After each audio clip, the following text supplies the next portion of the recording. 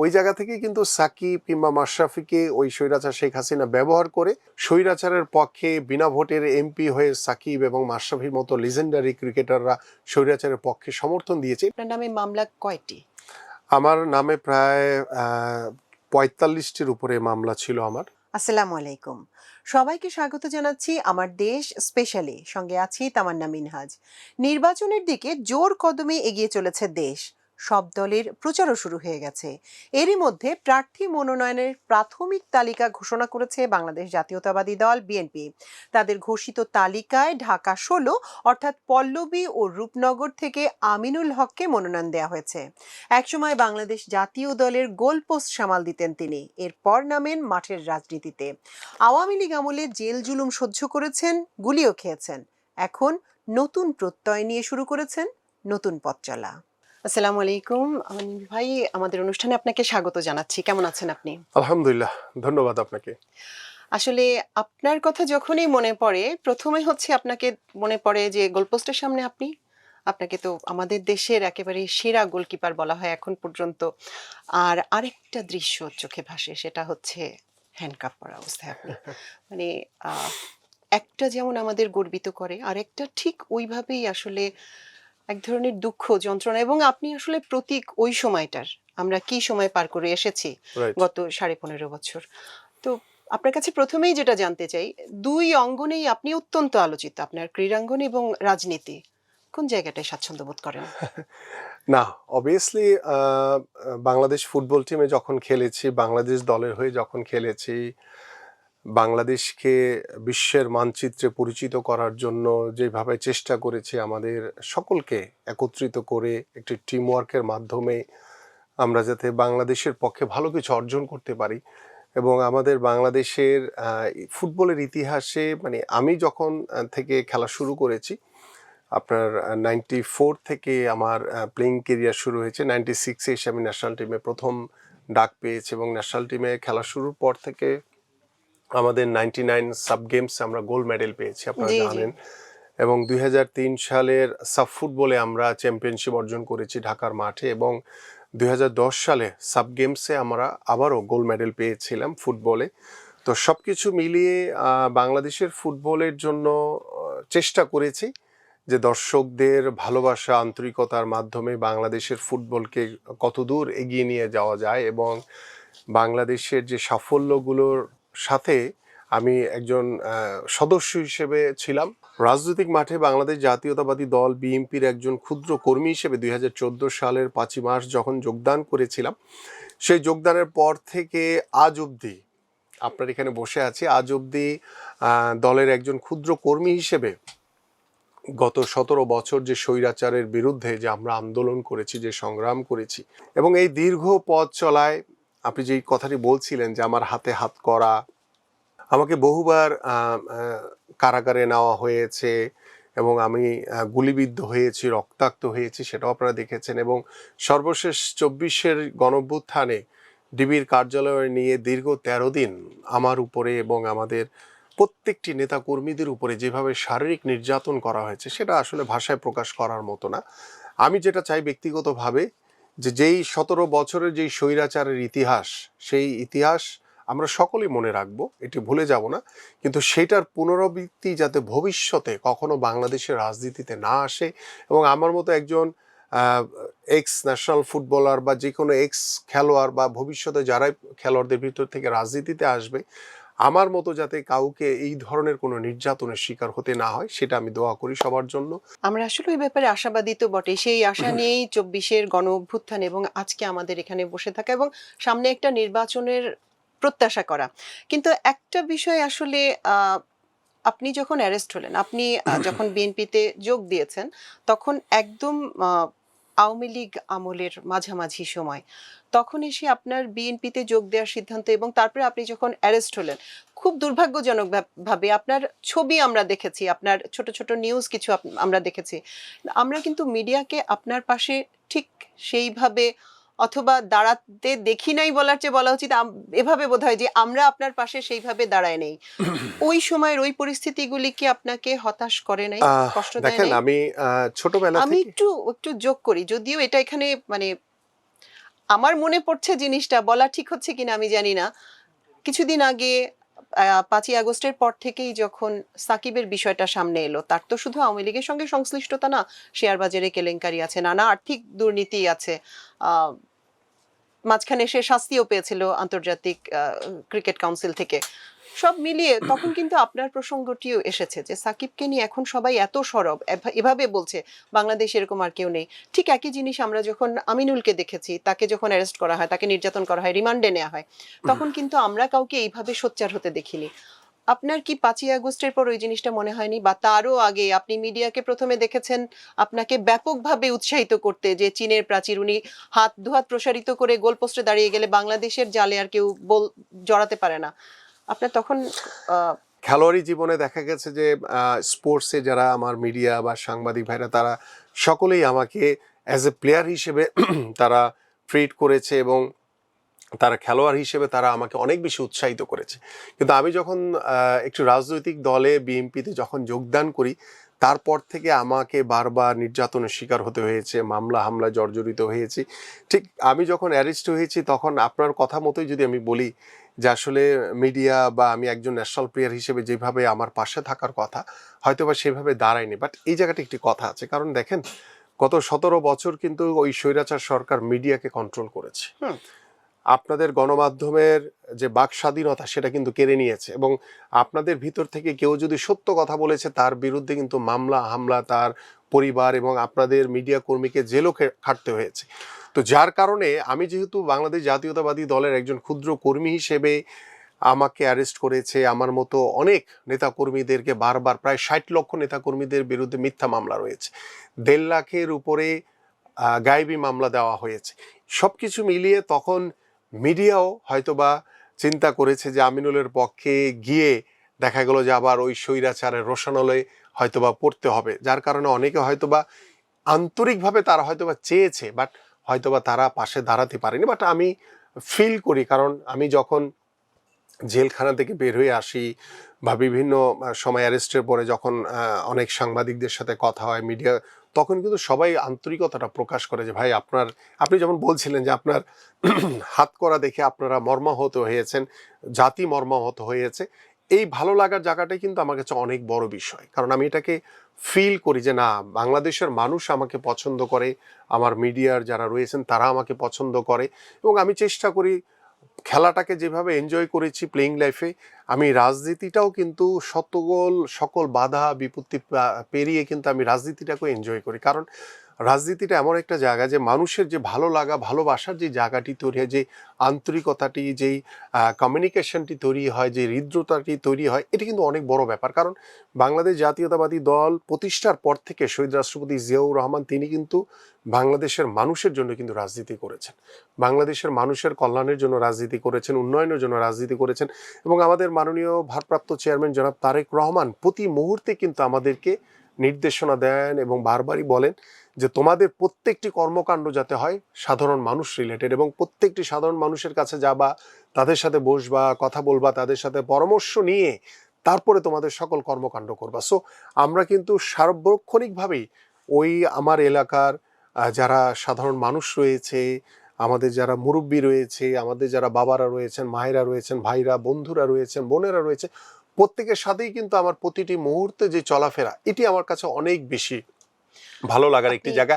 আরেকটি বিষয় বলেছেন আপনি যে সাকিবের বিষয়টি টেনেছেন, আপনি বিষয়টি দেখেন, আমি কিন্তু প্রথমেই বলেছি যে আমার সাথে যেই ঘটনাগুলো ঘটেছে আমি চাই না কখনো কোনো প্লেয়ারের সাথে এই ধরনের কোনো ঘটনা ঘটুক, কিন্তু সাকিব তিনি হয়তো বা মানে আওয়ামী স্বৈরাচারের প্রলোভনে পড়ে তিনি ৩০০ জনের একজন সংসদ সদস্য হয়েছেন, অবৈধভাবে জনগণের ভোটকে প্রত্যাখ্যান করে যারা নির্বাচন করেছে তাদের পক্ষে তিনি দাঁড়িয়েছেন। তা আমার কাছে মনে হয়েছে যে তিনি খেলা চলাকালীন অবস্থায় তিনি অংশগ্রহণ করেছেন, তিনি যদি খেলা ছেড়ে দিয়ে আসতেন তাহলে হয়তো বা বিষয়টা ভিন্নভাবে আমরা দেখতে পারতাম। বাট তিনি খেলোয়াড় থাকা অবস্থায়, যেহেতু ওই স্বৈরাচার শেখ হাসিনা বিভিন্ন সময় দেখেন ২০১৪ সালের নির্বাচনের কথা আপনাদের মনে আছে সবার, যে বিনা ভোটে কিভাবে নির্বাচন করে তিনি পার হয়ে গেছে, কোনো কেউ ভোট দিতে যায়নি, কুকুর বিড়াল ছাড়া আমরা কোনো কিছু দেখি নাই। এবং ১৮ সালে সুযোগই ছিল না, এক্স্যাক্টলি ১৫৪টি আসনে তিনি নিয়ে গেছেন। সালে সেই রাতের অন্ধকারে নির্বাচন আপনি দেখেছেন, এবং প্রত্যেকটি নির্বাচনেই ওই স্বৈরাচার শেখ হাসিনা হয়তোবা কাউকে চলচ্চিত্র জগৎ, কাউকে স্পোর্টসের থেকে নিয়ে তিনি মানে জনগণের একটি আস্থা বিশ্বাসের জায়গা তৈরি করতে চেয়েছিল, কিন্তু যেই জনগণ ভোট দিতে পারে নাই, তো সেই জনগণ এই সরকারের প্রতি কিভাবে আস্থা বিশ্বাস আসবে? শুধু তো ওই তারকার জায়গা চেহারা থেকে দেখে তো কিন্তু হয় না। সাকিব কিংবা মাশরাফিকে ওই স্বৈরাচার শেখ হাসিনা ব্যবহার করে তাদেরকে তাদের দলীয় ফায়দা নিয়েছে। কিন্তু এতে যে সাকিব কিংবা মাশরাফির যে ক্রিকেট ক্যারিয়ারে যে একটি অনেক বড় সমস্যা তৈরি হয়েছে, যে মানুষ কেউ হয়তোবা তাদের ভক্তকুল রয়েছে, তারা হয়তোবা ভালোভাবে নিয়েছে, কিন্তু ওভারঅল সাধারণ মানুষ এটা কিন্তু ভালোভাবে নেয়নি, যে স্বৈরাচারের পক্ষে বিনা ভোটের এমপি হয়ে সাকিব এবং মাশরাফির মতো লিজেন্ডারি ক্রিকেটাররা স্বৈরাচারের পক্ষে সমর্থন দিয়েছে। এটা সাধারণ মানুষ আমার কাছে মনে হয় যেটা মেনে নেয়। তাদের বিবেক বিবেচনা নিয়ে এক ধরনের প্রশ্ন তৈরি হয়। আপনি মামলার কথা বলছিলেন, আপনার নামে মামলা কয়টি? আমার নামে প্রায় ৪৫টির উপরে মামলা ছিল। আমার ৪৫টির উপরে মামলা ছিল, এবং অনেকগুলো মামলার একদম সাজার দ্বার প্রান্তে চলে এসেছিল। যদি স্বৈরাচারের পতন না হতো তাহলে হয়তো বা আপনার প্রত্যেকটি মামলারই বোধহয় সাজা হয়ে যেত আমার। তো এখন পর্যন্ত স্টিল আমরা মামলাগুলি এখন পর্যন্ত কিন্তু আমাদের চলমান প্রসেসে আছে, যদিও সবগুলো মিথ্যা গায়েবী মামলা। আমরা এখন পর্যন্ত কিন্তু পরিপূর্ণভাবে মামলা থেকে সকলেই কেউ কিন্তু এখন পর্যন্ত পরিপূর্ণভাবে পরিত্রাণ পায়নি, এবং আমরা কিন্তু অনেকে ভাবছে যে অন্তর্বর্তীকালীন সরকার আসার পরে বিএনপি বোধহয় একবারই বোধহয় সকল মামলা একবারে ডিসমিস করে ফেলবে। বিষয়টা কিন্তু এরকম না। আমরা কিন্তু আইনি প্রক্রিয়া ঠিক রেখে কিন্তু সকল মামলাগুলোকে আমরা খালাস করার এটাই চেষ্টা তো করছি। প্রত্যাশিত। আসলে আপনার মামলাটা মিথ্যা, ওটা তো তদন্তে শেষ পর্যন্ত মিথ্যা প্রমাণিতই হবে। তো মাঝখান না, থেকে আমি শুধু আমি এই মামলা কথাটা ইয়ে করে বলার দেওয়াটা- উদ্দেশ্য হচ্ছে যে দেখেন, অনেকে ভাবতে পারে যে বিএনপি মানে অন্তর্বর্তীকালীন সরকারকে দিয়ে হয়তো বা তারা একবারে মামলাগুলো কোনো আইন বা কোনো কিছু তোয়াক্কা না করে তারা হয়তো বা একবারে মামলাগুলি ক্লিয়ার করে ফেলবে। না, আমরা এই প্রক্রিয়া যাইনি। আমরা আইনের প্রতি শ্রদ্ধাশীল হয়ে আইনকে ফলো করে এবং আইনগতভাবেই আমাদের যেভাবে করণীয় আছে প্রত্যেকটি মামলাকে আমরা সেইভাবেই চেষ্টা করছি, যে জজের সামনে বা জাস্টিসের সামনে দাঁড়িয়ে বা আমাদের যারা লয়ার আছে তারা কথা বলে সেটা আইনগত প্রক্রিয়ার মাধ্যমে কিন্তু সেগুলো থেকে আমরা পরিত্রাণ পাচ্ছি। আচ্ছা, আপনি যেখান থেকে নির্বাচন করছেন, মনোনীত প্রার্থী ঢাকা 16, জি, জায়গাটি আমার নিজের মনে হয়েছে যে নির্বাচনী এলাকা হিসেবে খুবই চ্যালেঞ্জিং। কারণ সেখানে মাদকের সমস্যা আছে, অপরাধের সমস্যা আছে, রাস্তাঘাট আমি নিজে অনেক জায়গায় গিয়েছি, খুবই খারাপ অবস্থা, মানে বসে থাকা যায় না এরকম।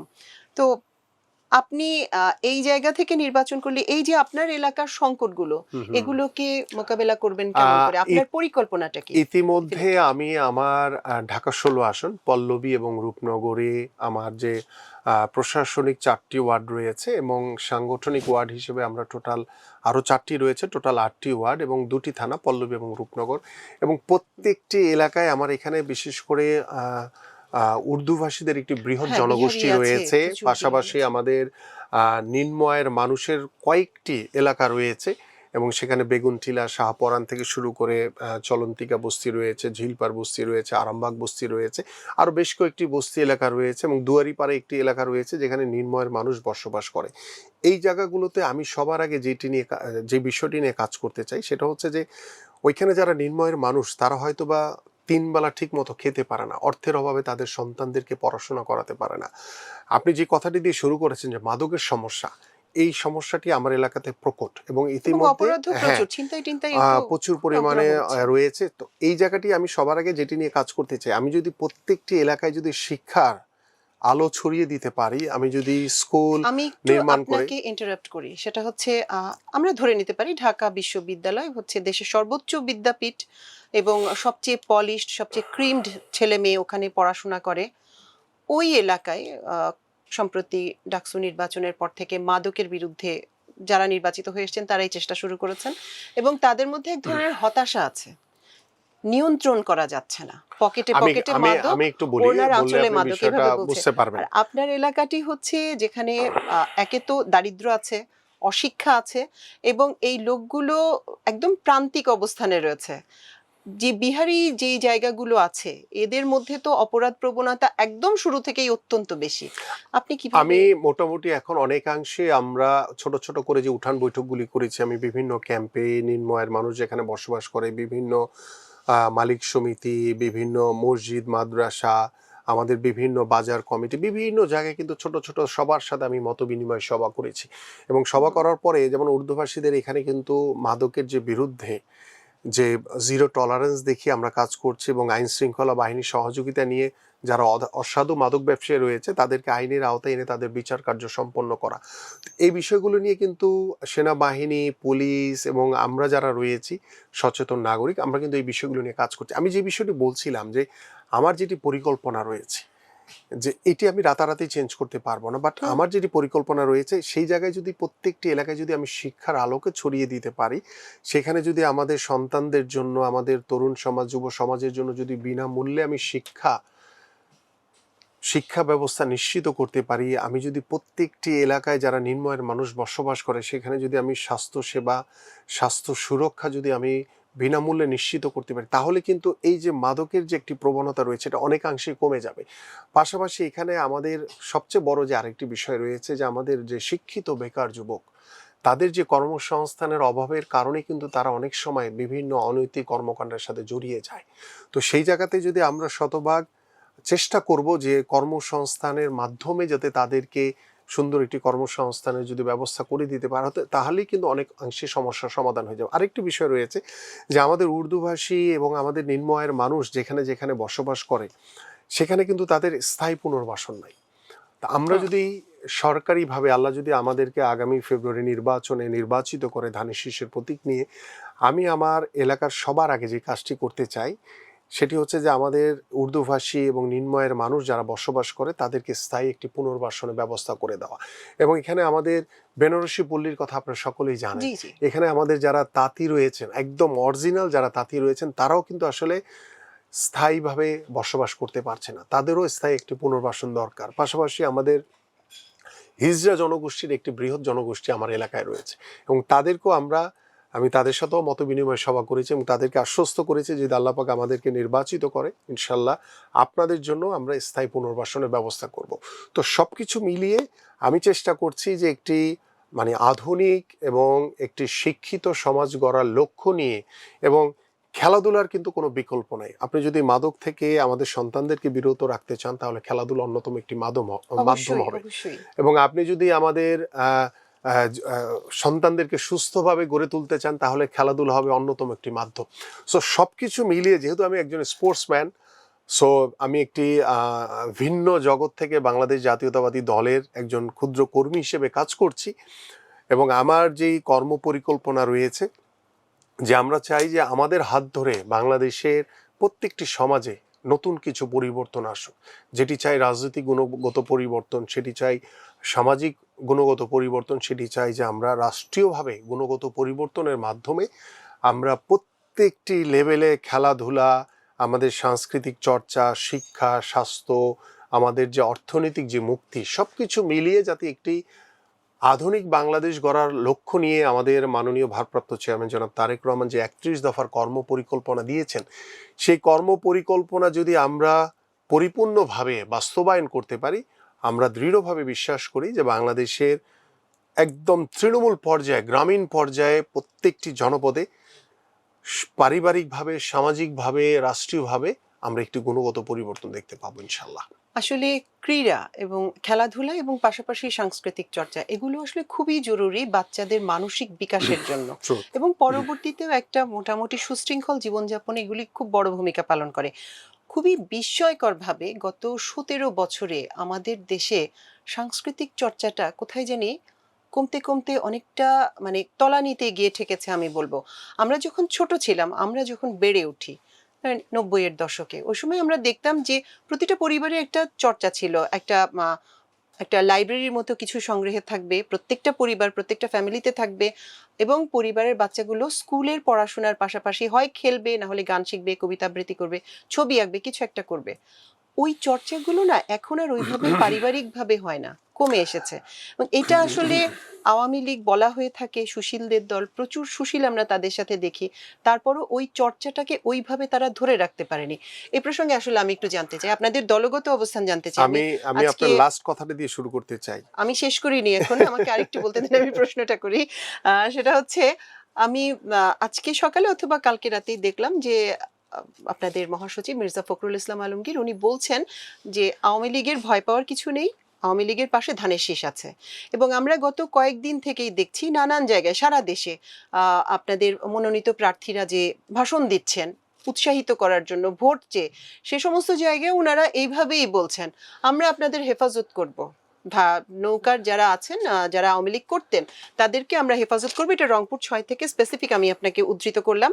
এছাড়াও বহু জায়গায় ভুল কিছু হচ্ছে, বেগম খালেদা জিয়ার নাম নিতে গিয়ে শেখ হাসিনার নাম করে ফেলছেন। ভুলগুলোকে আমরা ধরছি না, ভুলগুলো ভুলই, স্লিপ অফ টাং হোক, ইচ্ছাকৃত হোক, অভ্যাসগত হোক, সেটা যাই হোক না কেন।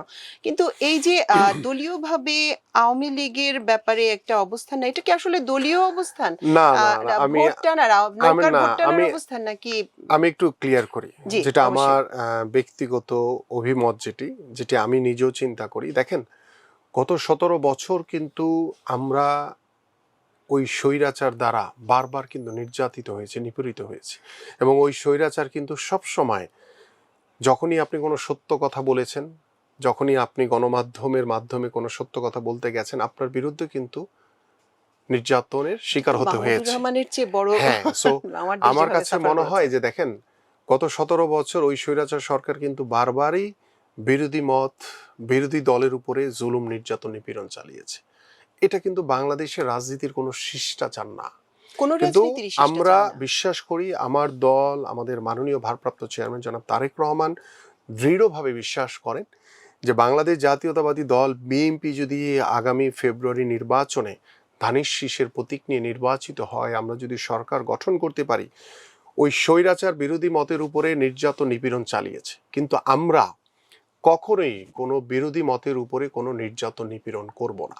এটা শুধু ভোটের জন্য না, এটা আমরা বিশ্বাস করি, এটাকে আমরা ধারণ করি। কারণ আপনি যদি ভিন্ন মত পোষণ না করেন, আপনি যদি আমার সাথে একমত হয়ে যান, তাহলে তো সে একই ফ্যাসিস্ট হয়ে গেলাম। এক্ষেত্রে আমি একটু শেষ আপনাদের করি। ভারপ্রাপ্ত চেয়ারম্যানের সংলাপই ধার করে আমি বলতে চাই, এক হচ্ছে আপনারা নিরাপত্তা দিচ্ছেন, প্রতিহিংসার জায়গা আপনি বলছেন যে প্রতিহিংসা বিএনপি করবে না, প্রতিহিংসার রাজনীতি বিএনপি করবে না। দ্বিতীয় জায়গাটি হচ্ছে আমরা ধরেন আমার দেশ যেইভাবে নির্যাতিত হয়েছে, আমরা তো ওই সময়ের ভিকটিম, আমরা কি চাইবো না যে ওটার প্রতিকার হোক? এবং অবশ্যই আমি এটার আমি সঙ্গে আওয়ামী লীগের একটা ভাস্ট পার্ট জড়িত। আমি আপনাকে বলি একটু। আমার বিষয়টা হচ্ছে, যেটা আমি বলতে চাই যে দেখেন, গণতন্ত্রের সৌন্দর্য হচ্ছে ভিন্নমত পোষণ করা, অবশ্যই। এবং সেই ভিন্নমতটাকে আমরা পরিপূর্ণভাবে প্রতিষ্ঠিত করতে চাই, যাতে বাংলাদেশে পরিপূর্ণ গণতন্ত্র প্রতিষ্ঠিত হয়।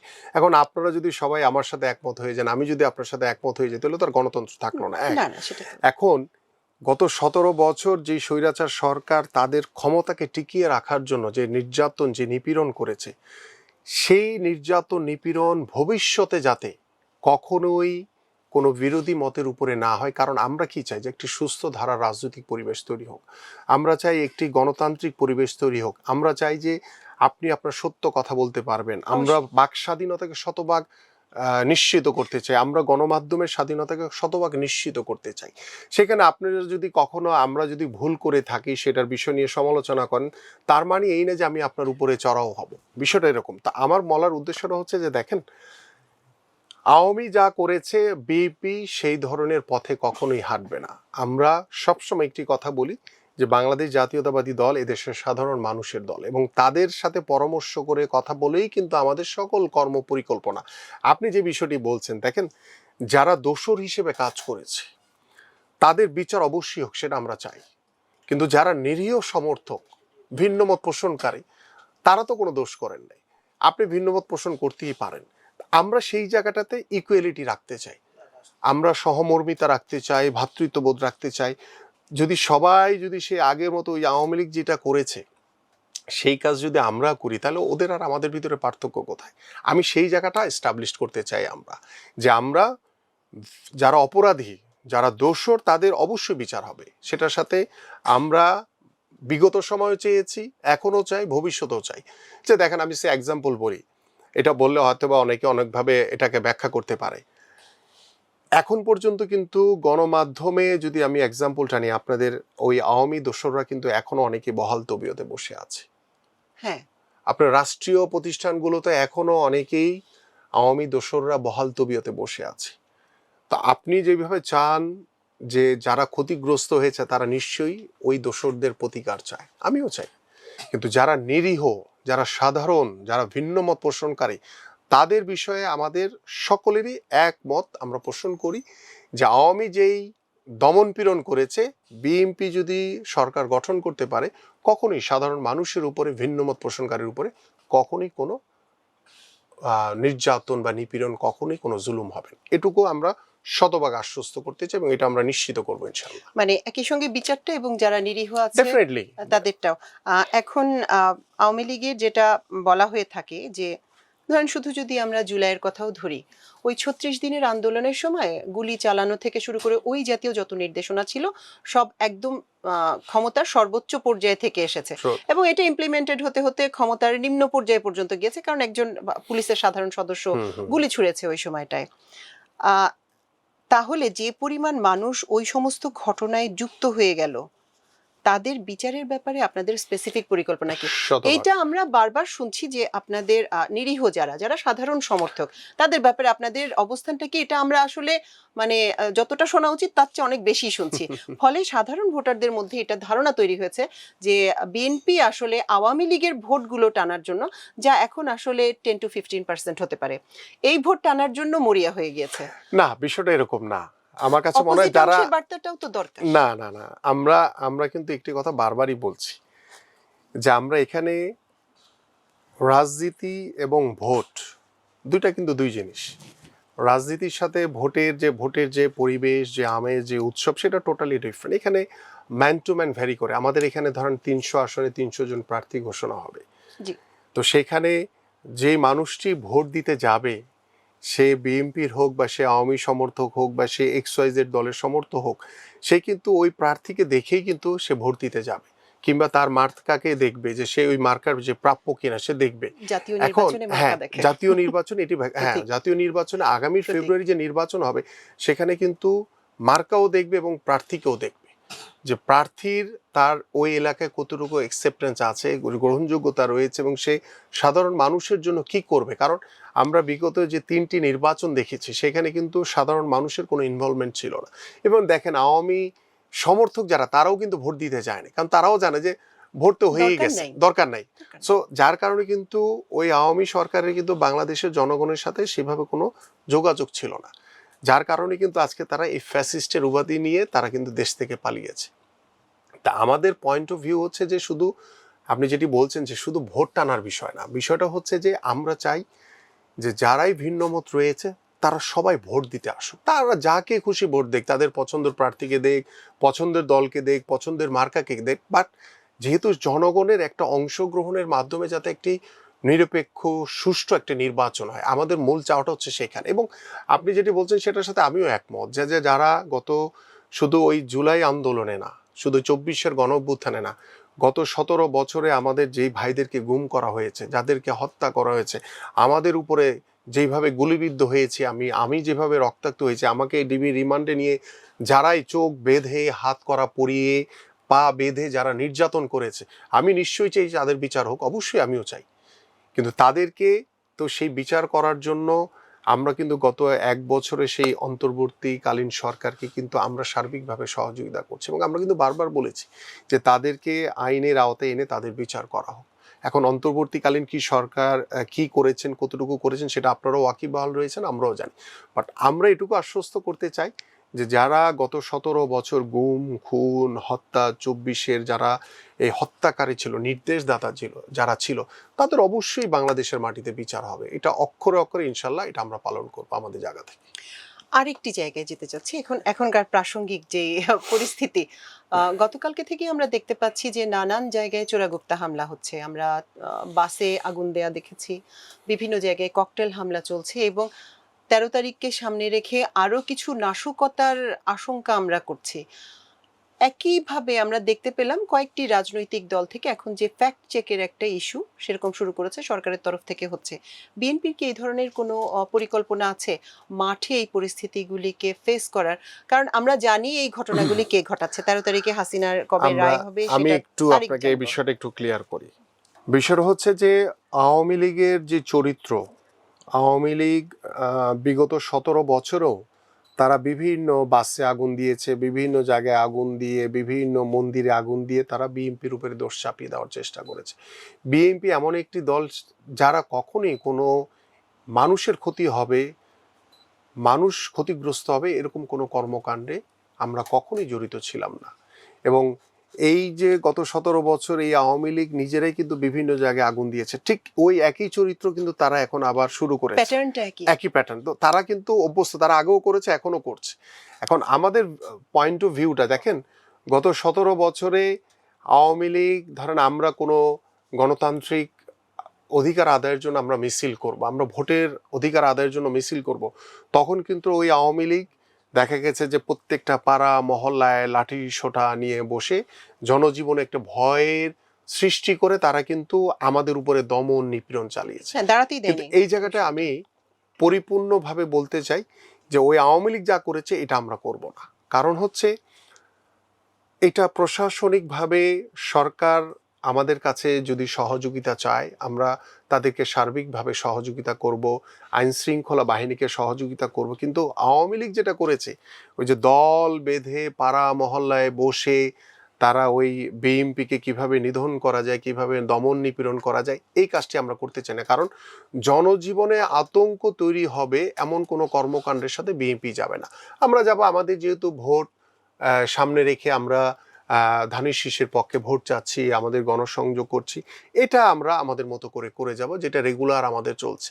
কিন্তু আইন শৃঙ্খলা বাহিনীর যেটা কাজ, তারা তাদের কাজটি পরিপূর্ণভাবে করুক, সেই কাজের জন্য আমরা তাদেরকে সহযোগিতা করব। কিন্তু ওই রাস্তায় কোনো আওয়ামী লীগ হেঁটে গেলে সেটা বিএনপির দায়িত্ব না যে তাদেরকে ধরে নিয়ে ওই পুলিশের কাছে সোপর্দ করা। ওই ওই পুলিশিংটার কথা বলি নাই, তার ফ্যাক্ট চেক বা অন্য কোনো ভাবে জনগণকে জানানো যে কোথায় ভুল ভ্রান্তিগুলো হচ্ছে, কাদের কারণে আমরা একটা সহিংস এবং একটা ভীতিকর পরিস্থিতি তো বটে।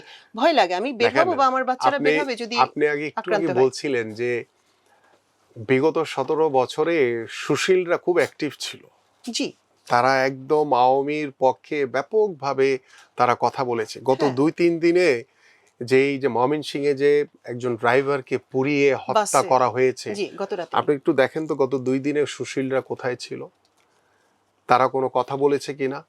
তারা তো নিশ্চুপ হয়ে বসে আছে এখনো। সুশীলদের অবশ্য আমি আপনার অ্যারেস্টের সময়ও কোথাও খুঁজে পাইনি।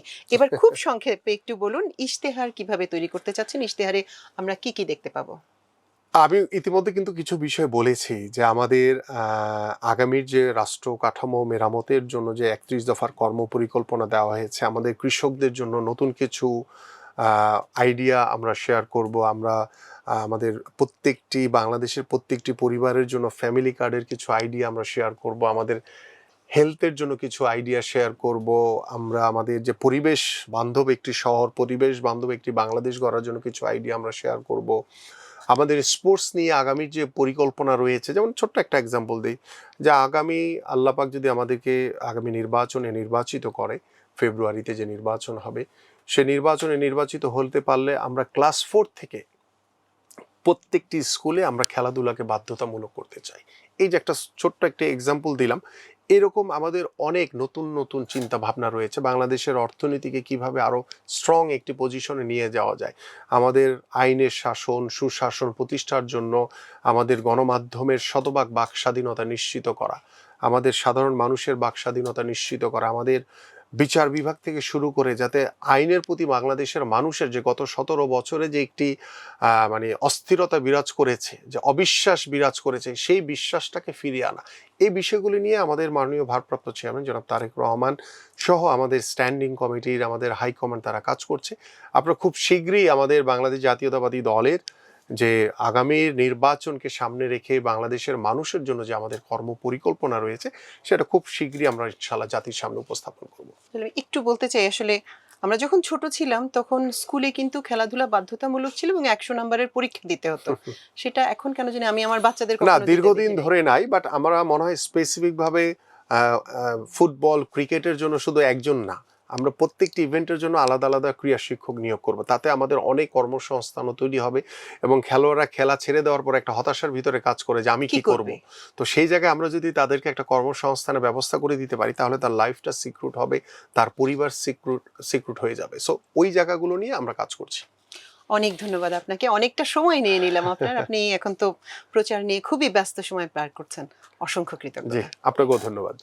দর্শক, এই ছিল আমাদের আজকের স্পেশাল আয়োজন। এতক্ষণ সঙ্গে থাকার জন্য অশেষ কৃতজ্ঞতা। আল্লাহ হাফেজ।